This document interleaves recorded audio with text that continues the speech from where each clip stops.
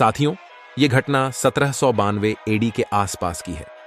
Sir William Jones तत्कालीन बंगाल में कार्यरत थे। भारतीय पुरातत्व संस्कृति के अध्ययन में गहरी रुचि रखने के कारण एक बहुत पुराने पिलर अभिलेख की नकल तैयार कर काशी के विद्वानों के पास भेजे ताकि उसे पढ़कर भारत का सही इतिहास पता चल सके। ज्यादातर विद्वान हाथ खींच लिए। तब एक ब्राह्मण विद्वान सामने आया और उसने पूरे स्तंभ लेख को पढ़कर एक मोटी सी किताब तैयार की और बताया कि इस पर महाभारत में वनवास संबंधित बातें लिखी हैं और यह भीम की गदा है। सभी तत्कालीन अफसर विद्वान नतमस्तक हो गए उस ब्राह्मण विद्वान की विद्वत्ता तथा इतिहास और प्राचीन भाषा लिपि पर इतना प्रचंड ज्ञान देखकर। फिर इसे सच मानकर दिन कटने लगे। सालों बीत गए इस बात को और फिर 1837 एडी का वर्ष आया और जेम्स प्रिंसेप नाम के अंग्रेज विद्वान ने उस स्तंभ पर शोध कर पढ़ने की कोशिश की और फिर बताया कि यह भारत के किसी प्राचीन बुद्धिस्ट राजा का अभिलेख है और यह संस्कृत में नहीं बल्कि पाली पाकित भाषा है। लिपि भी बौद्धों की लिपि है। अब चारों तरफ भगदड़ मच गई कि क्या ये भीम की गदा नहीं है, ये पांडव का अभिलेख नहीं है। लाखों हजारों साल से पीढ़ी दर पीढ़ी ज्ञान गपोड़ कर लाने वालों की विद्वता पर सवाल खड़े करने वाला कौन पैदा हो गया। लेकिन वो अंग्रेज थे, बोलते कम लतियाते ज्यादा थे। पंगा कौन ले। अब सच्चाई रोके न रुक सकती थी। तब कंट्रोल डैमेज के लिए और क्रेडिट लेने के लिए एक गुरु को पैदा किया गया। साथियों, एक नाटक 1871 में भारतेंदु हरिश्चंद्र से अनुवादित कराया गया।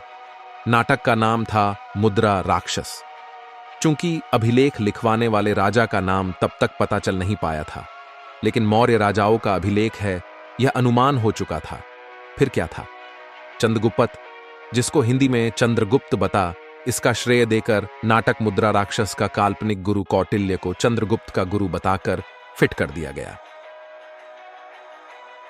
1905 में अर्थशास्त्र किताब लाई गई जिसका लेखक कौटिल्य बताया गया।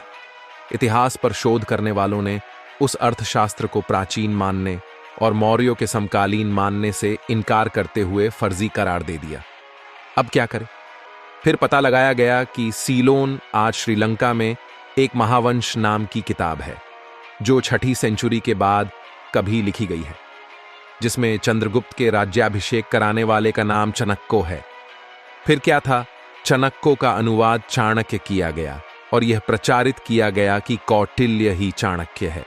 और अब बहुत आसान था बुद्धिस्ट चाणक्य को कौटिल्य बताकर मौर्यों के गुरु के तौर पर फिट करना।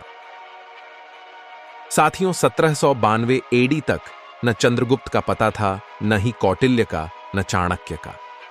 उल्टे सम्राट अशोक के अभिलेख को भीम की गदा प्रचारित किया गया। लेकिन जैसे ही अंग्रेज जेम्स प्रिंसेप ने अभिलेख पढ़कर बताया कि यह मौर्य वंश का अभिलेख है और यह बुद्धिस्ट राजा का है, तो तुरंत उसके बाद कौटिल्य और चाणक्य पैदा कर दिया गया। क्योंकि क्रेडिट लेने में मनुवादी लोग पीछे कैसे रह सकते थे। इनके अनुसार तो बिना ब्राह्मण के पृथ्वी पर कुछ संभव हो ही नहीं सकता।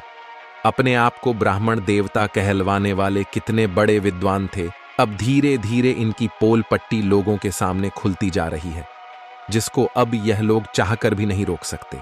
जय भीम, नमो बुद्धाय।